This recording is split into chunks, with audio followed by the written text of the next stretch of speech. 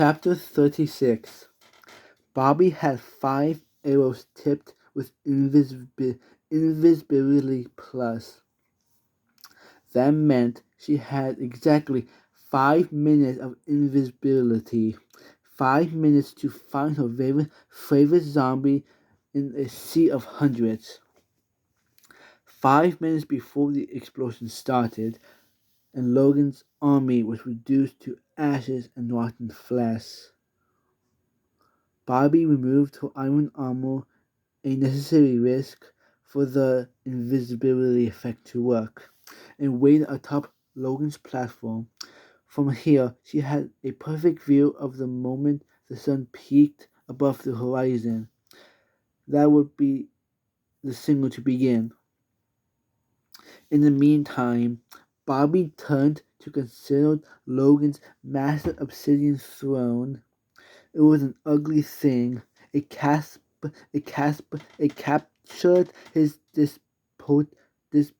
poetic spirit almost too well. And had Ben said that obsidian was useful, she pulled out a diamond pickaxe he lent her, and she smiled. Logan's throne would make a fine souvenir. She had just the last piece of obsidian in her inventory when the sun appeared. It was time. Bobbie drank a potion. Ben had snuck down to the castle's courtyard and brewed it just for her. And then she activated a redstone torch. The floor dropped out from beneath her. But the potion of slow falling she just guzzled ensured a gentle descent into the pit below. As she drifted lower and the crush of zombies drew near, Bobbie couldn't help thinking of Ben's traumatic story. Just as he'd been stuck in the webs, sinking ever so slowly toward a certain death, Bobbie found her anxiety growing as she neared the end of her descent. A moment before she touched down, she pricked herself with an arrow, disappearing from view. The monstrous mobs were wandering aimlessly, bouncing off the walls and each other, waiting for the moment when Logan would next set them loose against an unexpected word. They didn't know she was there. A part of her had feared they smelled her. Sense, but somehow. But she was safe to move among them, and she moved quickly but carefully, not wanting to touch them, but needing to cover a lot more ground. She was looking for Johnny, and it wasn't long before she found a familiar face. It wasn't Johnny's face, however. Cleric Avery? For a moment, Bobbie forgot that she was in mortal danger. The shock of seeing her old neighbor was enough to make her blurt out the name, alerting them momentarily to her presence, but turning toward her and seeing only empty air. Cleric Avery continued on the way, which was lucky because Cleric Avery was a zombie. It all made a twisted sort of sense to Bobbie. The tunnels leading from this pit, the ones that ran beneath villages, including her own, they weren't just there to get zombies into the villages. They were there to get zombies out too. That's how Logan had grown his army to such an impressive size. He probably started with just a handful of captive zombies, but once those zombies had infected villagers, the numbers grew, and the more villages they attacked, the larger the force became. She saw Farmer Briar in the crowd too. Her entire village was here. Her neighbors, her friends, her parents, all conscripted into Logan's vile service, forced to do the bidding of the boy who betrayed them. Bobbie's invisibility wore off. As quick as lightning, she pricked herself with a new arrow. 1 minute she was already gone. In 4 more minutes, Ben's explosions would destroy Logan's army, including everyone Bobbie had ever known. Chapter 37. Bobbie had to act fast if she was going to thwart Ben's plan. There was no way she could reach him in time, but the explosions? She could stop the explosions. Probably. Maybe. There were 3 tunnels leading into the pit, 3 directions from which Ben would be sending mine cars full of TNT. His plan had been to start in the south tunnel and work his way around to the north. So that's where Bobbie had to start too. She went as fast as she could, getting dangerously close to zombies as she went. They startled and growled when she got too close, suspicious that an intruder was among them. But she remained invisible and on the move, so the grasping arms found only empty air. It was reckless, but what choice did she have? She used a third arrow. She had 3 minutes left to save them all. At the southmost tunnel, she paused only a moment before deciding on a course of action. Stone wouldn't do enough to block the blast created by the oncoming minecart, but obsidian could be strong enough to do the job. She blocked off the tunnel, then ran toward the next one. It was 4 of 5.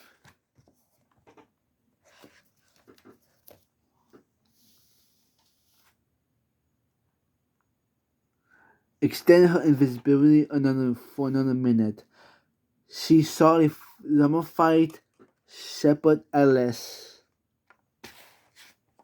in the crowd, and it spurred on her, pushing her to move faster than ever. But the pit was so large, and even though she was running at a reckless clip, the sheer mass of zombies slowed her down. By the time she plugged the second tunnel with obsidian, her invisibility was already wearing off. She did the math. She couldn't make it to the final tunnel in time. Was was two was 2 out of 3 good enough? A single explosion wouldn't destroy many of the zombies, but it would destroy some, whichever poor souls happened to be in the vicinity of the northern tunnel. What if her brother was over there, or her parents? The answer came to her just as she pulled the fifth and final arrow of invisibility from her inventory. She couldn't stop the explosion. She needed to get the zombies away from it. For that, she needed bait. She let the fifth arrow drop to the ground unused. She quickly donned her iron armor, tapping her helmet for good luck. And then she took a deep breath. "Hey zombies," she said, "come get me!" It worked. Every zombie in the pit was instantly moving in her direction. It was like the siege on her village all over again, but exponentially worse. The sheer number of zombies was panic induction. She kept her back to the wall and focused her combat training, staying on the defensive, knocking the mobs back whenever they stepped into range. But she was at a disadvantage, not only because she was outnumbered. The fear of hitting any single zombie more than once, worried about doing any permanent damage to anyone who might be killable. And then she was struck by an arrow. "Ow!" she cried, and she scanned the pit for the source of the attack. Was there a skeleton hiding among the zombies? She saw the second arrow in time to duck it. The projectile came not from the horde, but from above. She looked up to see Logan seizing at her from his balcony. "How are you still alive?" he said through clenched teeth. "What do you think you're doing down there?" He didn't wait for an answer, firing off a third arrow instead. Bobbie dodged it, but stepped right into the swiping claws of the nearest zombie. Her survival had already been unlikely. Now it seemed impossible. Her rhythm was off, and she couldn't hope to avoid ranged and melee attacks at the same time. She took another hit, and then another. The iron armor helped, but not nearly enough. It could only soak up so much damage. A cold dread settled into Bobbie's heart. She knew she couldn't hold out much longer. And then came the explosion. The north side of the pit erupted in fire and smoke. The zombies turned toward the commotion, distracted, and so did Logan. Bobbie tried to slip away. Too slow. The newest zombies pressed in on her. They grasped, they bit, and they tore.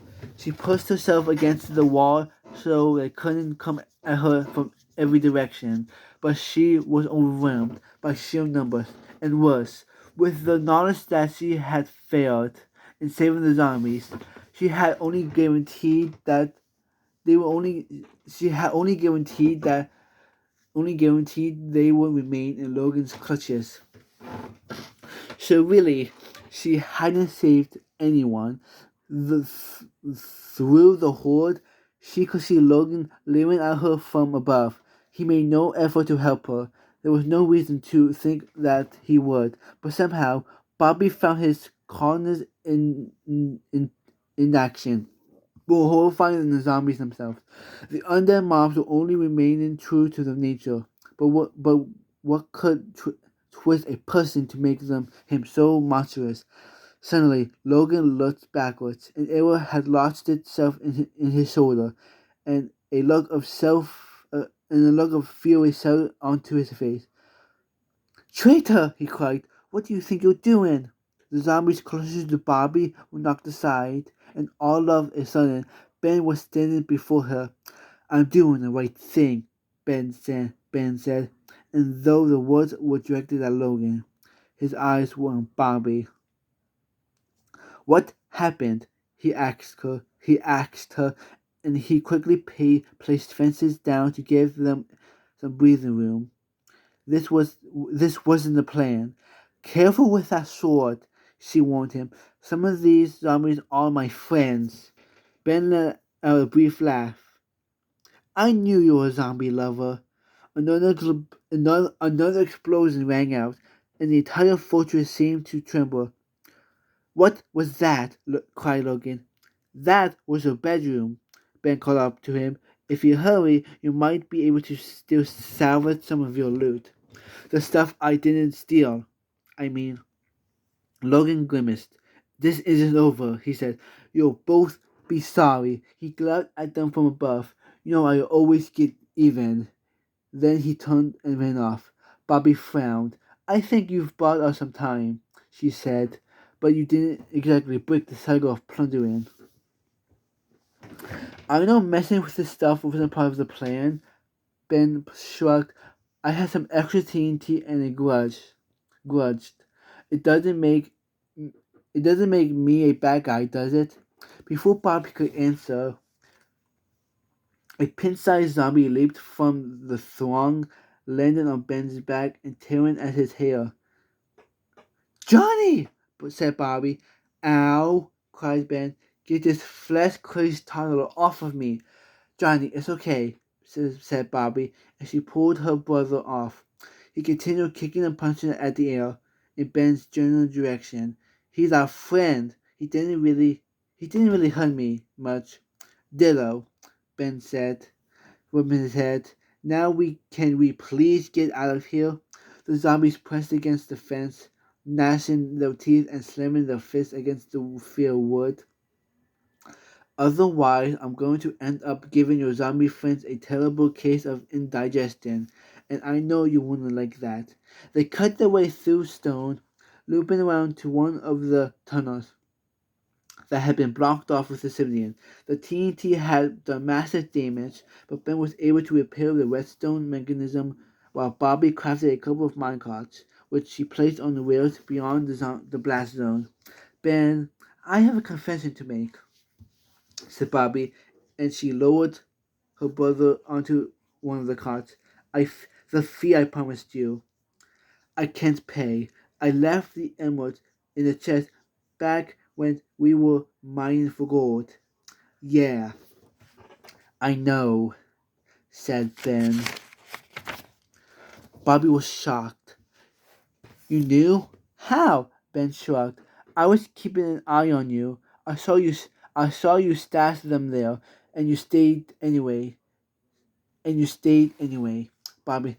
And you stayed anyway, Bobbie smiled. You could have left us, but you didn't, even knowing I couldn't pay you. She threw her arms around him. Oh, I knew you were a good person. Yeah, well, said Ben, I guess I have a confession to make, too. He held up an emerald. Once I saw where you stashed the emeralds, I sort of helped myself to them. Bobby's jaw dropped. You jerk! Hey, said Ben. Hold on. Your original point still stands. I could have left you two at any point. I already gotten paid. I guess that's true, said Bobby grudgingly. Ben held out his arms for another hug. So all's forgiven? Sure, said Bobby, and she shoved him hard enough to knock him into the empty marker next to Johnny's. Ben laughed, and then he saw Bobby put her hand to the redstone torch. Bobby, he said carefully, what are you doing? You're the only one I can trust to keep him safe, she answered. We'll keep him safe together, Ben insisted. Bobby shook her head. Tears glistened in her eyes.